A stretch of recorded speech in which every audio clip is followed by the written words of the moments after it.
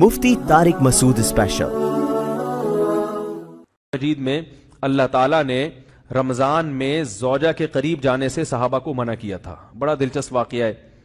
रमज़ान की रातों में भी ज़ौजा के करीब जाने से मना किया था। एक सहाबी थे, वो रात में कहीं चले गए, अब बड़े परेशान हुए, रसूलुल्लाह सल्लल्लाहु अलैहि वसल्लम के पास आए, अर्ज़ किया या रसूल अल्लाह मुझसे गलती हुई, रमज़ान की रात में मैंने अपनी ज़ौजा के करीब चला। आपने फरमाया क्यों? वो बड़ा दिलचस्प वाक़या है, बजाय थोड़ा हया के खिलाफ भी है लेकिन इतना भी नहीं है। वो कह रहे मेरी ज़ौजा कहीं पानी भरने के लिए जा रही थी, उनकी पिंडली खुली तो मेरी नज़र बीवी की पिंडली पर पड़ी और मैं बस पागल हो गया बीवी के इश्क में। मैं ये इसलिए बयान कर रहा हूं कि जो लोग नज़र की हिफाजत करते हैं वो बीवी के इश्क में पागल होते हैं। जो दिन रात इंटरनेट पर पिंडलियां देखते रहते हैं उन्हें बीवी की पिंडली भी क्या शक्ल भी अच्छी नहीं लगती उनको। बदनजरी का ये अजाब है, वबाल है कि जो अल्लाह ने घर में आपके लिए बिठाई है वो आपको अच्छी नहीं लगेगी। तो नजर की हिफाजत किया करो, इससे आपको अपनी बीवी से इश्क होगा, मोहब्बत होगी। बात आ रही है समझ में? तो अब देखो कैसा रोजे की हालत है। रमजान में पाबंदी है, इस्लाम में हुक्म था जो रमजान में बीवी से हम तरीका का 60 रोजे लगातार रखने पड़ेंगे। कितना बड़ा जुर्म, लेकिन सहाबी से बर्दाश्त नहीं हुआ। सिर्फ ज़ौजा के पांव पे नजर पड़ी है तो वो कैसे बीवी से मोहब्बत करते होंगे और वो बीवी के बगैर रह सकते होंगे। और आज लोगों के फोन आते हैं, हमारी बेगम जिस मैके जाती है इतनी खुशी है, ऐसा अच्छा सा फील होता है, ऐसा अजीब सा महसूस हो रहा होता है जैसे आजाद हो गए। तो मैं कहता हूं जाहिर है अब तुम्हें मौका मिल गया कुंडी लगाने का, ठीक है ना, और ये आंख मटक्के करने का, तो खुश तो होगे। तो ये भी एक अजाब है जो लिबरल लोग ने जिस अजाब में डाला हुआ है ना, इसमें औरत के हुकूक नहीं है। औरत के हुकूक नजर की हिफाजत में और औरत के पर्दा करने में है। जब मर्द बाहर निकलेगा सब पर्दे में होंगी तो आएगा किसके पास? बेगम के पास ही आएगा। तो इतने मुंह काला करने के रास्ते खोल दिए हैं तो जाहिर है फिर कामयाब इज़्दिवाजी जिंदगी नहीं होती। तो नबी के पास आए, अर्ज़ किया या रसूल अल्लाह मैं बर्दाश्त नहीं कर पाया। तो आप मुस्कुरा दिए। तो वह नबी के पास गए, या रसूल अल्लाह ऐसे हुआ, मुझसे गलती हो गई। तो आपने फरमाया क्यों? फरमाया ऐसा हो गया था। तो आप सल्लल्लाहु अलैहि वसल्लम ने फरमाया 60 रोजे रखो लगातार। उन्होंने फरमाया एक की ताकत नहीं है, उसमें ये हो गया 60 भाई कैसे रखूंगा, नहीं है ताकत 60। आपने फरमाया ठीक है फिर 60 गरीबों को 2 टाइम का खाना खिलाओ। फरमाया इसकी भी ताकत, बोलो भाई, नहीं। इतने में एक सहाबी लाए कोई चीज सदका करने के लिए। तो आपने फरमाया चलो असल हुक्म तो यही है कि 60 रोजे या फिर 60 गरीबों को खाना, वो नहीं तो चलो फिलहाल इनको तंबी के लिए कुछ इनके से सदका करवा लेता हूं। फरमाया चलो ये फलां खैरात की एक चीज लेकर आए हैं, तुम ये लेके गरीबों में बांट दो। उन्होंने फरमाया मुझसे ज्यादा गरीब पूरे मदीना में बोलो भाई कोई भी नहीं। आप सल्लल्लाहु अलैहि वसल्लम मुस्कुराने लगे, फरमाया जाओ खाओ और बच्चों को खिलाओ। वाह भाई गलती भी हुई और घर में राशन भी आ गया। तो इसके बाद कुरान की आयत नाजिल हुई कि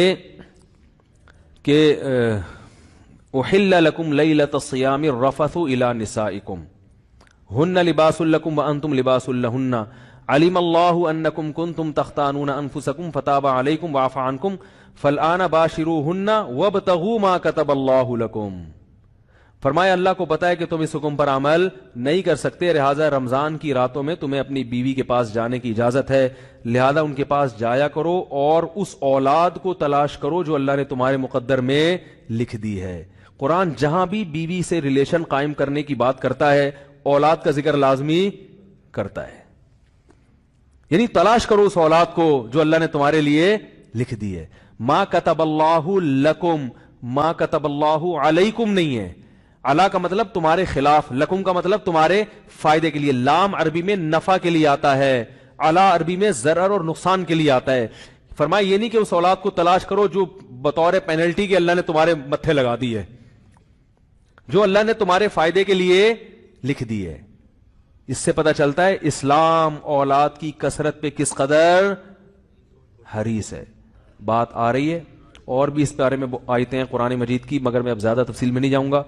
कुछ आयतें रह गई हैं, कुछ अहादीस रह गई हैं, तो वो इंशाअल्लाह फिर अगले हर्फुल लकुम, तुम्हारी औरतें तुम्हारे लिए बमंजिला खेत के हैं। हर्स अरबी में खेत को कहते हैं, तो बमंजिला खेत के हैं। जैसे बीज डाला जाता है खेत में और उससे पैदावार बढ़ती है, تو عورت کی جو ایک حیثیت ہے، نیچر نے جو اس کی ایک حیثیت متعین کی ہے، وہ بھی ایک نسل بڑھانے کا ذریعہ ہے، جس میں مرد کا جو اسپم ہے وہ بطور بیج کے ہے اور جو اولاد ہے وہ ایک پیداوار کی طرح ہے۔ تو اللہ نے یہ یاد رکھیں، اس آیت کو نا بہت سارے غیر مسلموں نے عورت کے خلاف بہت نیگیٹیوٹی پھیلائی ہے کہ دیکھو اسلام عورت کی توہین کرتا ہے، اس کو کھیتی سے تعبیر کرتا ہے۔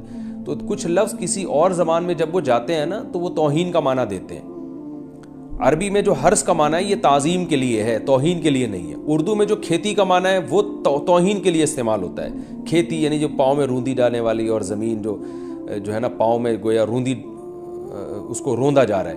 تو اس لیے اس کا اردو میں بالکل اسی طرح جو لوگ ترجمہ کر دیتے ہیں کہ عورتیں تمہاری کھیتیاں ہیں، تو یہ ترجمہ میرا خیال ہے اس لیے درست نہیں ہے کہ اردو میں اس کا مفہوم ہی چینج ہو جاتا ہے۔ یعنی گویا ایک عزت کے لیے جو لفظ اللہ نے استعمال کیا وہ ذلت کا ذریعہ بن جاتا ہے۔ تو اس لیے کسی بھی زبان میں جب ہم کسی بھی لفظ کا ترجمہ کرتے ہیں تو اس زبان کے ہمیں محاوروں کو دیکھنا چاہیے کہ اس زبان میں یہ لفظ کس معنی میں استعمال ہو رہا ہے۔ مثال کے طور پر ہو سکتا ہے کتا کا لفظ کسی زبان میں وفاداری کے لیے استعمال ہوتا ہو، کسی کو لوگ ڈاگ کہتے ہوں تو اس کا مقصد ہوتا ہے وفادار انسان ہے، لیکن ہمارے یہاں اردو میں گالی ہے وہ، اور آپ بولیں کہ بھئی وہ فلاں قوم ڈاگ کہتی ہے تو ہم کتا کہیں گے، تو آپ جب اس کا ترجمہ اردو میں کریں گے تو کتے سے نہیں کر سکتے۔ تو اسی طرح یہ عربی کا جو لفظ ہے اس میں بھی یہ چیز یعنی ملحوظ رہنی چاہیے۔ تو اس لیے اس کا ترجمہ کیا جائے گا تمہاری عورتیں تمہارے لیے پیداوار بڑھانے کا ذریعہ ہیں، نسل بڑھانے کا ذریعہ ہیں۔ فاتو حرثکم، تم اپنے اس نسل بڑھانے کے ذریعے کے پاس آؤ، انا شئتم، جیسے چاہو، وقدموا لانفسکم، اور اپنے نفسوں کے لیے آگے بھیجو، یعنی اولاد کی نیت سے آیا کرو زوجہ کے پاس اور آخرت کے لیے انتظام کرو، یعنی اولاد پیدا کر کے جو تاکہ دنیا اور آخرت میں تمہارے لیے، فیوچر میں تمہارے لیے کام آئے، دنیا بھی داخل ہے آخرت بھی داخل ہے۔ تو اس آیت کا بھی ایک شان نزول ہے کہ صحابہ کرام تو چونکہ جو خواتین تھیں مکہ میں صدیوں سے وہ لوگ آباد تھے، ان کے سفر خاص طور پہ عورتوں کے سفر بہت ہی کم ہوا کرتے تھے۔ تو جب ہجرت ہوئی ہے اور جو ہے نا ہجرت کر کے بہت ساری صحابیات مدینہ آئی ہیں، تو مدینہ میں ان کے نکاح دوسری قوموں میں ہوئے، پھر انصار صحابہ سے بھی ہوئے۔ تو چونکہ تقویٰ تھا ان خواتین میں، للہیت تھی، تو بعض جگہ ایسے واقعات ہوئے کہ میاں بیوی کے جو آپس کا ریلیشن ہوتا ہے، ظاہر ہے وہ ہر قوم میں اور ہر جو ہے نا شخص کا مزاج دوسرے سے مختلف ہوتا ہے، تو بعض مردوں نے اس طرح سے اپنی زوجات کے ساتھ ہم بستری کی کہ ان خواتین کو پھر اشکال ہوا کہ پتہ نہیں اس طرح سے ہم بستری کرنا جائز بھی ہے یا نہیں ہے۔ تو انہوں نے نبی صلی اللہ علیہ وسلم سے یہ مسئلہ پوچھا کہ یا رسول اللہ، ہمارے شوہر ہمارے پاس اس طرح سے آتے ہیں تو کیا یہ جائز ہے یا نہیں؟ تو ان کے سوال کو بھی مبہم رکھا گیا اور قرآن نے اس کے جواب کو بھی کنایتاً بیان کیا، کیونکہ مسئلہ بظاہر حیا کے خلاف ہے، تو قرآن جب بھی کوئی ایسی بات ہوتی ہے تو اشارتاً کنایتاً اس کا تذکرہ کر دیتا ہے تاکہ مسئلہ بھی واضح ہو جائے، کیونکہ ظاہر ہے اس کی ضرورت تو قیامت تک آنے والے انسانوں کو پڑ سکتی ہے نا۔ یہ تو ہر میاں بیوی کا اپنا ایک ذاتی مسئلہ ہوتا ہے کہ ہمیں کس طرح سے پرمیشن ہے، کس طرح سے پرمیشن نہیں ہے۔ تو اللہ تعالیٰ نے بھی اشارتاً ہی اس حکم کو قرآن میں بیان کر دیا، اور قرآن میں اس لیے بیان کیا کہ تاکہ اس میں کوئی اجتہادی اختلاف کی گنجائش نہ رہے۔ تو اللہ نے قرآن مجید میں بیان کیا، فرمایا نساؤکم حرث لکم، تمہاری جو ازواج ہیں، تمہاری جو بیویاں ہیں، وہ تمہارے لیے بمنزلہ کھیت ہیں۔ کھیت کا مطلب کیا ہوتا ہے؟ پیداوار بڑھانے کا ذریعہ۔